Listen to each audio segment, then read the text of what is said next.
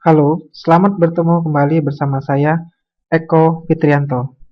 Sekarang saya akan membahas tentang pengertian pemasaran. Di sini akan saya bahas tentang definisi pasar, need, want, dan juga demand. Pertama saya akan um, menjelaskan tentang definisi dari marketing. Menurut Philip Kotler, marketing is a social and managerial process by which individual and group obtain what they need and want through creating and exchanging products and value with others. Menurut American Marketing Association, marketing adalah proses perencanaan dan pelaksanaan pemikiran, penetapan harga, promosi, dan penyaluran gagasan, barang dan jasa untuk menciptakan pertukaran yang memenuhi sasaran-sasaran individu dan organisasi. Ada beberapa keyword atau kata kunci yang bisa kita lihat dari definisi ini. Kata kunci itu adalah pasar, value, need, want, dan juga demand. Pasar adalah orang yang punya need, want, dan juga demand. Jadi di sini saya mau menjelaskan, menyamakan persepsi bahwa pasar dalam konteks marketing yang akan saya bahas adalah orang, di mana orang tersebut yang punya kebutuhan, keinginan, dan juga permintaan. Jika saya menggambarkannya dengan menggunakan grafis, maka definisi marketing tadi adalah suatu kegiatan sosial dan juga manajerial. Mengapa disebut kegiatan sosial? Mengapa disebut dengan kegiatan manajerial? Disebut dengan kegiatan sosial karena marketing ini melibatkan masyarakat atau orang-orang, di mana di sini kita akan melihat bagaimana interaksi antar manusia. Karena yang di sini yang menjadi target market itu adalah orangnya, manusianya, bukan benda, bukan juga hewan. Maka marketing adalah kegiatan sosial. Selanjutnya mengapa disebut dengan kegiatan manajerial? Karena di sini akan melibatkan fungsi-fungsi manajemen. Di sini akan ada fungsi perencanaan, pengorganisasian, pelaksanaan, dan juga pengendalian. Kegiatan sosial dan manajerial yang seperti apa? Yaitu untuk mendapatkan, di sini ada dua pasar yang akan dilayani. Secara umum ada dua pasar yang akan dilayani. Baik itu pasar individual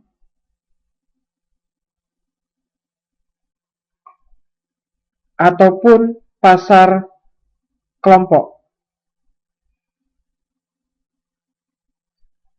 Nah, setiap pasar baik individual ataupun kelompok, mereka mempunyai kebutuhan, keinginan, dan juga kemampuan atau permintaan yang berbeda-beda. Perilaku dari pasar individual dan juga pasar kelompok juga akan berbeda hingga ke pengambilan keputusan dan juga perilaku mereka juga berbeda.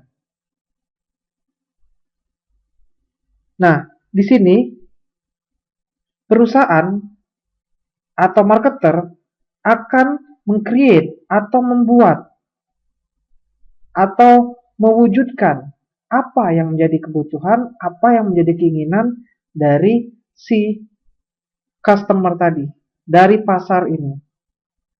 Mereka akan membuat, meng-create produknya. Dan juga produk tersebut bukan hanya menjadi produk, tapi memberikan nilai tambah, ada value-nya. Di mana value ini adalah memuaskan kebutuhan dan juga keinginan dari konsumen. Jadi bukan hanya produk tersebut hanya diproduksi dan mempunyai fungsional, kegunaan fungsional, tapi produk tersebut juga memiliki nilai atau manfaat yang dibutuhkan oleh konsumen. Nah, setelah produk tersebut dibuat, dirancang, ada prosesnya sini perancangan produk tersebut, maka produk tersebut akan disampaikan kepada konsumennya di sini. Disinilah perlu marketing strategi. Kita perlu strategi. Mengapa? Karena kita punya pesaing. Sini kita punya pesaing, maka kita perlu marketing strategi. Marketing strategi yang bisa kita gunakan adalah bisa kita menggunakan marketing mix dan juga strategi disebut dengan STP atau segmentasi, targeting, dan juga positioning. Marketing mix ini terdiri dari produk, price, promotion, dan juga place. Jadi kalau misalnya kita mempunyai suatu produk, kita meng-create suatu produk, kita juga akan meng-create berapa harganya yang akan kita jual produk tersebut ke pasar, kemudian bagaimana strategi komunikasinya produk tersebut, apakah itu iklan, apakah itu personal sellingnya, atau strategi promosi yang lain, dan juga kita harus memikirkan juga adalah bagaimana menyampaikannya, atau distribusinya, atau placingnya dari produk tersebut. Itu adalah marketing mix. Product, price, promotion, dan juga place.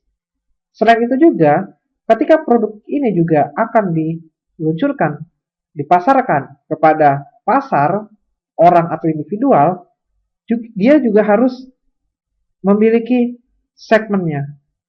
Jadi kita tidak melayani semua pasar, tapi kita akan melayani beberapa segmen pasar yang benar-benar potensial. Jadi kita akan melakukan segmentasi, pembagian pasarnya, targeting, memilih pasar mana yang akan kita layani, dan juga kita akan melakukan positioning atau memposisikan produk kita di benak konsumen.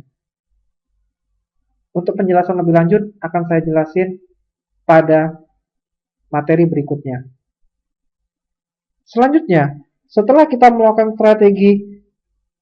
marketing strategi, maka kita akan bertemu dengan konsumen. Kita akan melakukan exchanging, akan melakukan pertukaran. Ada pertukaran di situ. Dan juga kita akan menyampaikan, mendelivery value-nya, apa manfaatnya, apa manfaat atau nilai tambah dari produk kita, apa keunggulannya. Misalnya begini, jika kita membuat suatu produk tersebut harus sampai kepada konsumennya. Produk tersebut bukan cuma produk fisik, tapi value atau manfaat dari produk tersebut yang bisa memuaskan kebutuhan dan keinginan dari konsumen. Di sini akan terjadi transaksi. Konsumen akan membeli produk kita, dia akan membayarkan sejumlah uangnya, dan kita akan mendeliverkan, menyampaikan value-nya, nilai tambah dari produk tersebut.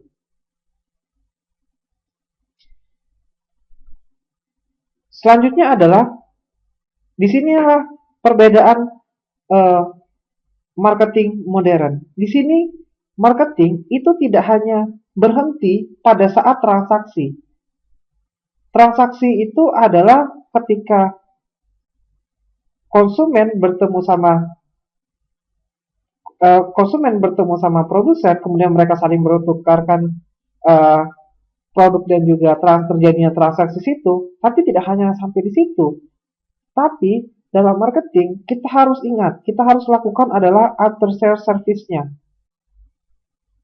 After sales service ini adalah layanan purna jual. Setelah produk kita dibeli, digunakan, dikonsumsi oleh si konsumen, bagaimana layanan purna jual kita setelah itu? Jadi kita tidak meninggalkan konsumen. Setelah mereka beli, kita tidak langsung lari, kita tidak langsung meninggalkan mereka, tapi kita tetap membuka komunikasi kepada mereka. Kita tetap membuka layanan kepada mereka. Kita akan melihat apakah produk yang kita kita tawarkan tadi, value-nya tadi, nilai tambahnya tadi, benar-benar memuaskan kebutuhan dan keinginan dari si konsumen. Akhirnya adalah kita akan melihat apakah konsumen tersebut puas atau tidak. Kita akan lihat bagaimana tingkat kepuasan konsumen. Nah, dari situ kita bisa memantau tingkat kepuasan konsumen karena ini akan berdampak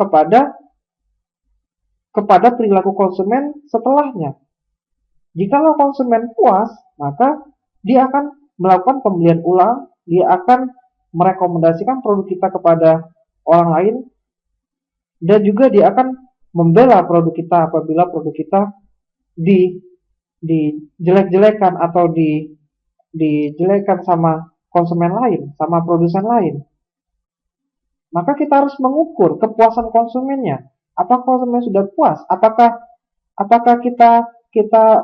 produk yang kita tawarkan tadi, value-nya tadi sudah benar-benar memuaskan need sama want dari si konsumen? Maka kita akan ukur. Di sini kita akan lakukan evaluasi. Setelah kita ukur, ternyata kita dapatkan hasilnya, kita akan lakukan evaluasi. Kita lakukan peninjauan di dalam semua strategi kita yang sudah kita lakukan. Apakah strategi marketing mix kita lakukan itu sudah tepat? Ataukah STP-nya juga sudah tepat? Apakah bagaimana penyampaian produknya atau segala macam yang berhubungan yang kita upaya marketing yang kita lakukan tersebut telah tepat kepada si konsumen? Maka kita akan lakukan evaluasi. Selanjutnya adalah kita akan lakukan customer satisfaction feedback. Kita akan buka komunikasi kepada si pelanggan. Apabila misalnya pelanggan merasakan ketidakpuasan, mereka boleh menyampaikannya kepada kita. Dan juga kita harus merespon apa yang menjadi ketidakpuasan tersebut. Jika ketidakpuasan tersebut dalam hal produk, mungkin kita akan bisa perbaiki produknya. Jika harganya, kita akan sesuaikan harganya. Jika promosinya, kita akan sesuaikan promosinya. Jika produk itu sulit untuk diakses, kita akan perbaiki distribusinya, placingnya, dan seterusnya. Maka dari situ, dari customer satisfaction tadi, kita akan merumuskan strategi lanjutannya. Kita akan lakukan feedback. Kembali lagi kepada feedbacknya adalah ke need dan juga want dari si konsumen tadi. Kita akan kembali lagi ke sini. Kita akan memuaskan kembali kebutuhan dan keinginan dari si konsumen. Sekarang pertanyaannya adalah, mengapa kita harus melakukan after sales service, kemudian customer satisfaction, kemudian kita melakukan evaluasi, sehingga kita kembali lagi kepada need sama wants dari si konsumen. Mengapa kita mesti kembali lagi kepada need sama wants si konsumen?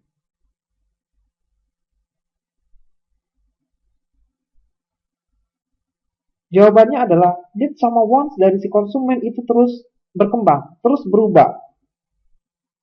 Sesuai dengan banyak hal yang mempengaruhinya. Apakah itu faktor ekonomi, budaya, dan seterusnya.